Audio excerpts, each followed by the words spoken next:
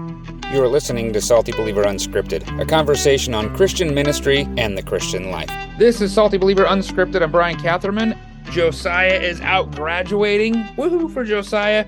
But I decided since he was going to Gateway to graduate, I would take somebody from Gateway to take his place.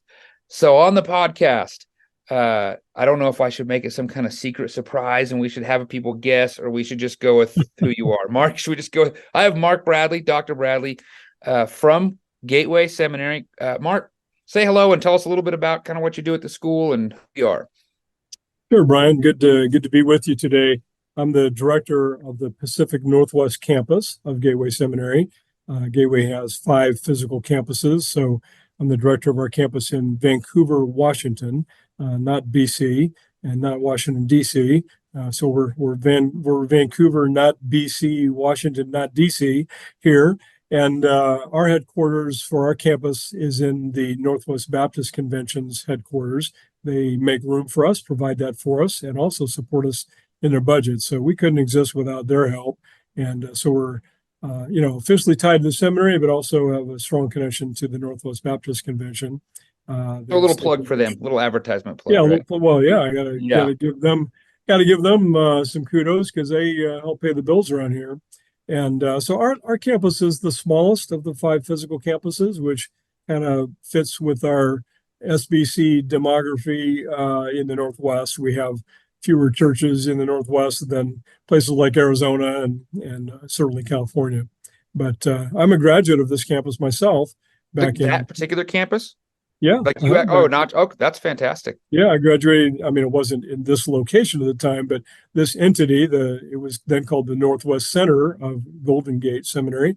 I graduated with my MDiv in 1985 and then went to work on my PhD because I felt called to come back and teach at this entity. And that didn't happen as quickly as I initially imagined. I went and pastored in a university town in Pullman, Washington for 17 and a half years. And then by then I was a little more mature and experienced and the directorship opened up. So instead of becoming a professor, I came to be the director and been in this role for 14 years now. Are you from that area? Are you from the Washington, Oregon area? Is that? Yes. I was born in Oregon City, Oregon, for lack of a hospital, in West Lynn, Oregon, where I grew up.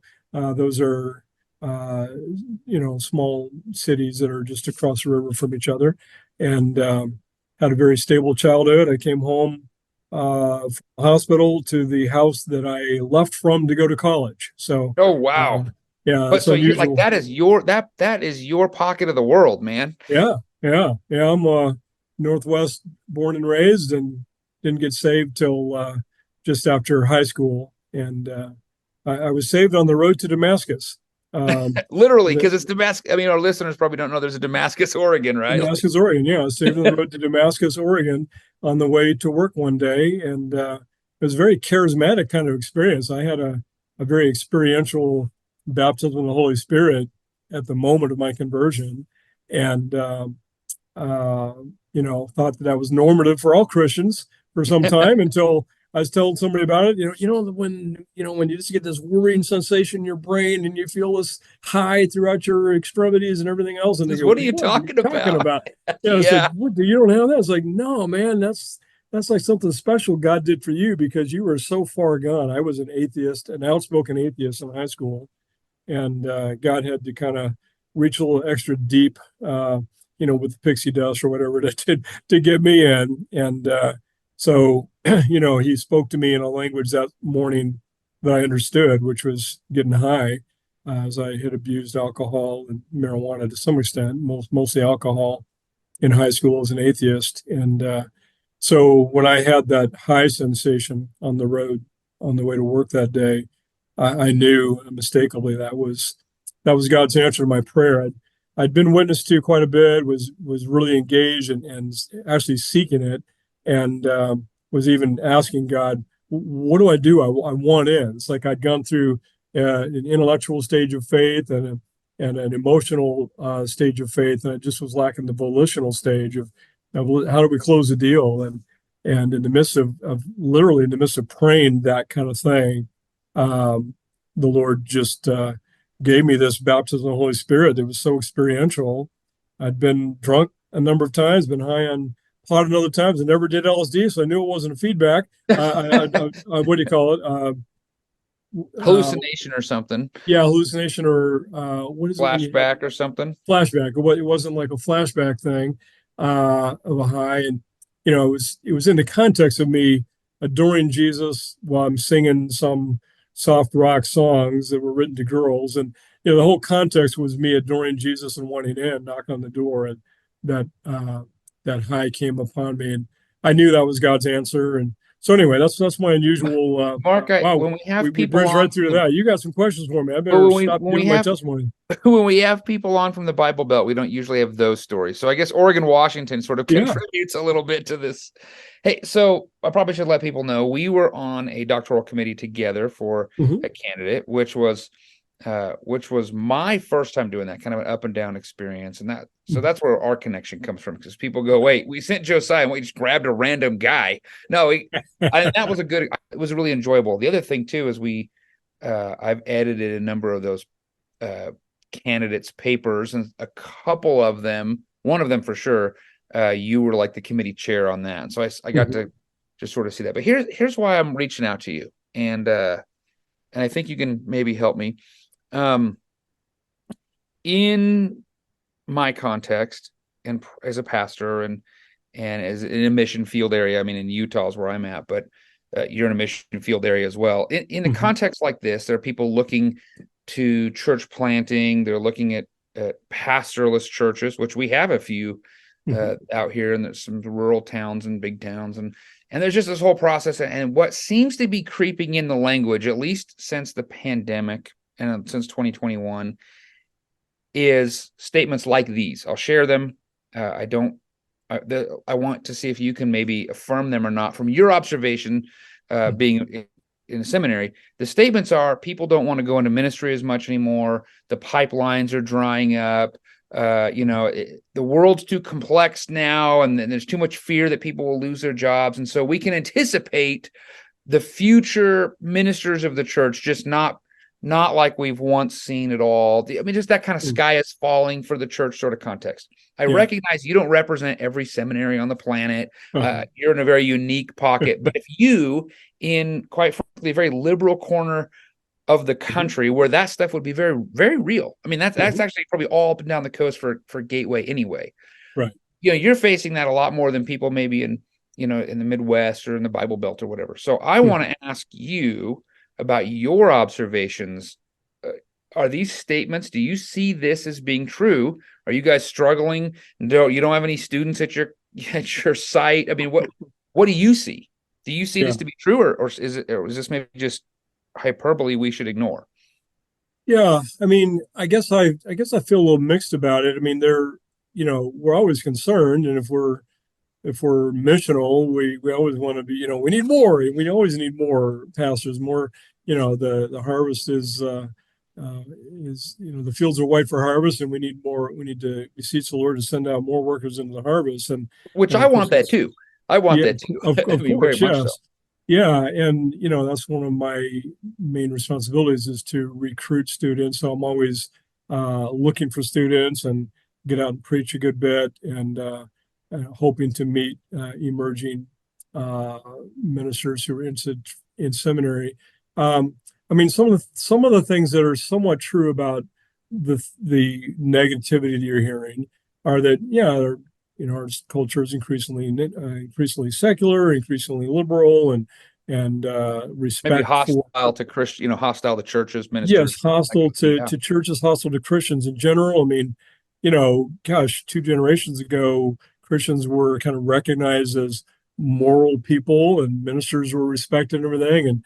And now Christians are like the immoral, haters of gays or whatever, and so that's a negative thing. If you want to live a radical lifestyle that's anti-society, be a Christian. I mean, who would have thunk? Yeah, exactly. Yeah, we used to be a little more mainstream and respected, and now there's definitely more of a cost to count to be an outspoken Christian, because it is more countercultural. And so is that chasing the students away, do you think, or do you see that it's not? I mean, what do you think? How are students responding to that?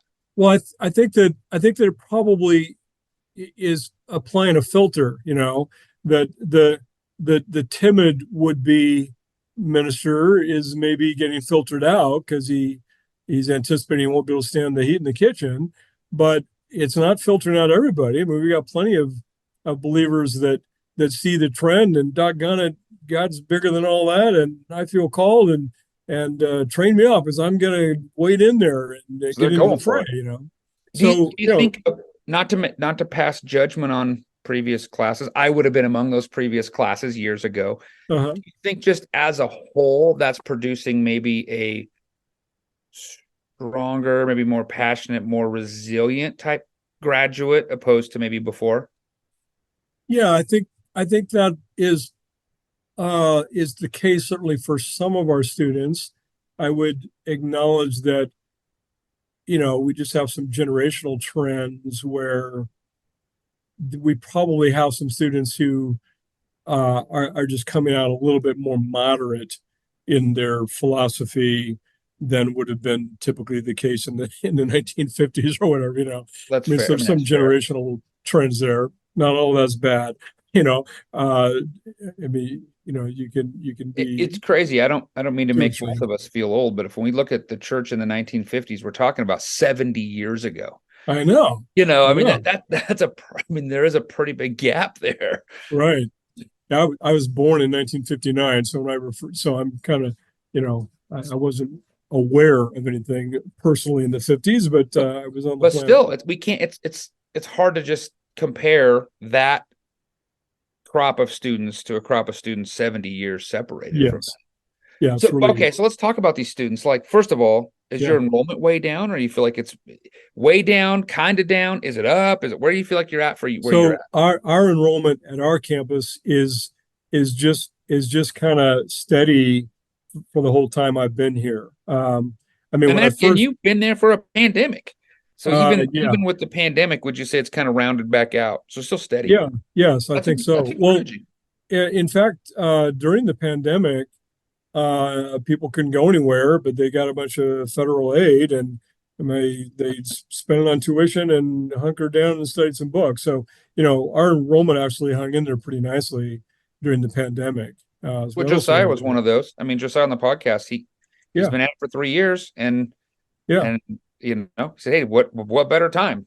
I mean, yeah. You can't go socialize, and you got some extra money. Might as well take some classes. yep, Yeah, yep. right. And we've got pockets of really strong church planning, networks and lead churches that are trying to multiply they're really encouraging. The Resonate Church Planning Network came out of Pullman actually, and it's a collegiate church planning network that they're on like 16 different cities across the West now. Yeah. Are they generating students? Are you seeing students coming out of that? Yeah, they're generating some students, not as many as I'd like, but Well, it's always gonna be my answer, right? are you ever gonna be okay with like if your job is to recruit, it's gonna be Exactly, more, right. right? More. Yeah. Did you have as many baptisms as you hoped last year? No, I want more. Yeah, Yeah, you want exactly. more, I right? want more. I want more. Yeah. So okay. Obviously where you are at is gonna play into this a lot more. I almost feel like in some ways, our Atlantic Northeast, our Pacific Northwest, actually our whole Pacific coast, Mhm. kind of has a sense of the canary in the mine. Now, I'm hesitant to say that when it comes to California churches, because I'm in Utah and there are plenty of other states that are like shocked when they figure out how many big churches and how many. I mean, there's a lot of big Mhm. churches and a lot of Christianity and a lot of small churches in California.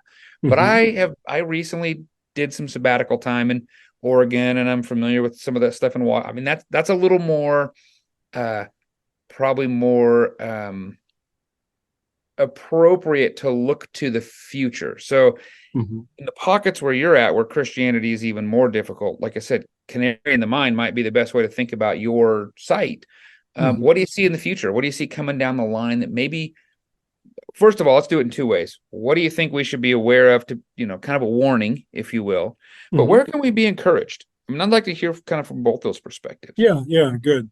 Well, it's interesting you use the canary in the mine analogy because there was a time several years ago during my tenure of leading this campus that President Orge kind of framed us as that for the other regional campuses, because our regional campus was begun in 1980, and then Arizona and Rocky Mountain started in somewhere early to mid 90s, and so we're quite a ways ahead of them, and we were starting to have some headwinds here, and then the Northwest Convention, who's been our generous benefactor all along, have given us a place to meet and have given us budget money. They had financial pressures because of NAM's diminishing support. And so some of our listeners are, so we're talking Southern Baptist circles, Gateway Seminary, formerly Golden Gate Baptist Theological. So it was Golden Gate, yes, yes. Gateway Seminary, they had a name change. We're talking in those circles. So NAM would be the North American Mission Board. Right. Just to kind of put some. Sure. If you've got some non-SBC listeners that are in the kingdom, we're glad to have them. And you need to explain those things. So the support from our state convention diminished some, and President Orge got concerned about, how the Pacific Northwest campus goes might be a harbinger of what's going to happen in Arizona and Rocky Mountain. And so he expressed pretty strong concern. And, we've hung in there since then. I mean, we adjusted to the budget issues, made some cuts that were probably overdue, and how we conceived of how we're doing some things, and lean on address a little harder. When was this for? That was I'm thinking that was about 2014 or so, something somewhere around this there. This wasn't like recent. I mean, no, it wasn't like pandemic, but still same sort of thing, canary in the mine sort of thing. So yes, and part of what President Orge was concerned about is that he wondered if it was kind of like an institutional age issue, that we'd been here since 1980. Had we kind of worked the field so thoroughly, we've got so many people that already have taken classes and gotten their degrees from us, that there's just not much of a market to work anymore. And that might be the pipeline perceived issue too. We had a really high pressure full pipeline because we didn't have something, and now maybe that's shifted. Maybe, anyway, carry on. Sorry. Right. And so, so my perspective on that is that, that's a factor, but, we always have new churches happening. The Northwest Baptist Convention has got a higher rate of planting churches than any of the other 33 state conventions of the SBC. So per capita, you started with so many towns with no SBC churches, so many places. I mean, you had a lot of opportunity. Yeah. So we have over 500 SBC churches now in the Pacific Northwest, and there's more being planted every year, and they need ministers, and those ministers need some training, and we're here to give it to them. So in one way, we have kind of worked the field pretty thoroughly, but we're still growing market share of trying to reach people and everything, and there's always emerging leaders coming. So I'm in recruiting mode right now. I was on a Zoom call for an hour and 15 minutes earlier this morning with an adult man. I think he's 42 years old, who's feeling called to ministry because his pastor actually is trying to call out the men of his church to come to grips with that. And he and his wife surprised me today. I thought the wife just wanted to be on to find out, how much you're going to take them away from me and my family, and how much this is going to cost. But actually, she wants to be a student as well. So it's pleasant surprise. I might get a couple of students. Our conversation with Mark Bradley took more time than originally expected. Please find the conclusion of this discussion in a separate episode on SaltyBeliever.com. Thanks for listening. Salty Believer Unscripted is a production of SaltyBeliever.com. Visit the website to find more resources like the podcast you've just listened to.